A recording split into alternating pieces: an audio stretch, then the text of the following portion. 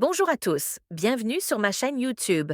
Ce devait être juste un dîner, une soirée tranquille avec le nouveau couple d'à côté, quelques verres de vin, quelques rires, peut-être une ou deux parties de jeux de société avant de rentrer.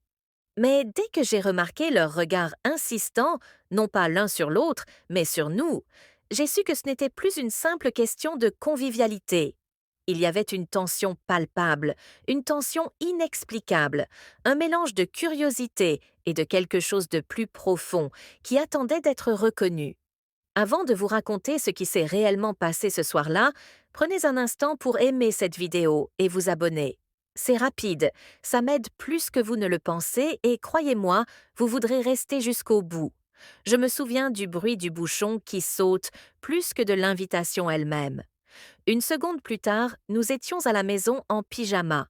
L'instant d'après, nous traversions l'allée avec une bouteille de vin et des sourires polis, faisant comme si c'était juste une autre soirée tranquille dans le quartier.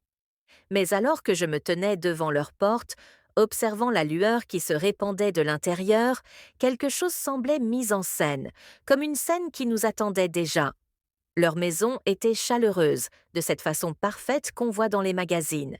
Des bougies vacillaient à côté d'un jeu de cartes à moitié terminé sur la table basse.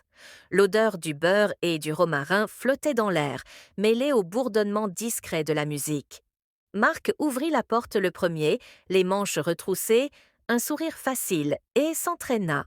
Laïa apparut derrière lui, radieuse dans un chemise en soie qui captait chaque rayon de lumière.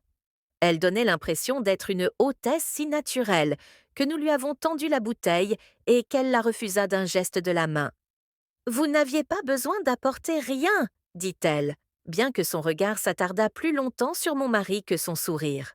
Des histoires, des rires, des questions qui semblaient anodines, mais qui allaient trop loin. Laïa avait une façon de me transpercer du regard lorsqu'elle m'a interrogée sur notre mariage. Son ton était enjoué, sa curiosité plus vive qu'elle n'aurait dû l'être. Marc remplissait le verre de mon mari à plusieurs reprises, chaque fois un peu plus lentement, chaque regard plus délibéré. Je me suis surprise à arranger mes cheveux dans le reflet de leur fenêtre. Pas pour lui, pas vraiment, juste pour me sentir remarquée dans une pièce qui semblait conçue pour être remarquée. À un moment donné, elle s'est penchée par-dessus la table pour enlever une miette de ma manche. Son contact fut bref, mais l'espace qu'il a laissé est resté plus longtemps qu'il n'aurait dû. En face de moi, Marc observait sa main, puis ma réaction, puis a souri comme il avait vu quelque chose d'important. J'essayais de ramener la conversation à un sujet ordinaire, les vacances et le travail. Mais chaque rire semblait avoir une double signification, et chaque silence s'éternisait. Quand mon mari rit à une blague d'Allah, son rire fut plus discret que d'habitude, comme s'il essayait de le cacher. Marc se pencha plus près de moi et baissa la voix. Elle sait mettre les gens à l'aise, dit-il. Sa façon de le dire rendait difficile de savoir s'il s'agissait d'un compliment ou d'un avertissement auquel je n'eus guère le temps de répondre avant qu'il ne revienne de la cuisine avec un jeu de cartes à la main. Elle les posa sur la table et nous sourit à tous, ce même sourire entendu qu'auparavant. Rendons ça intéressant, dit-elle, et c'est là que j'ai compris que le dîner n'avait jamais été prévu. Laïa mélangea le jeu de cartes comme si elle l'avait fait 1000 fois auparavant, chaque mouvement lentement, délibérément. La pièce était devenue plus calme, bien que personne n'en ait rien dit. La musique jouait toujours doucement en fond sonore, mais je n'entendais que le bruit des cartes glissant sous ses doigts. On va jouer à un jeu de questions, dit-elle d'une voix douce.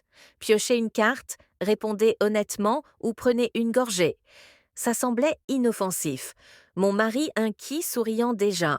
Trop détendu, trop confiant, Marc se laissa aller dans son fauteuil, les yeux suivant le bord de son verre comme s'il savait exactement comment ça allait se passer. Les premières questions étaient légères. Film préféré, pire boulot, souvenirs embarrassants d'enfance.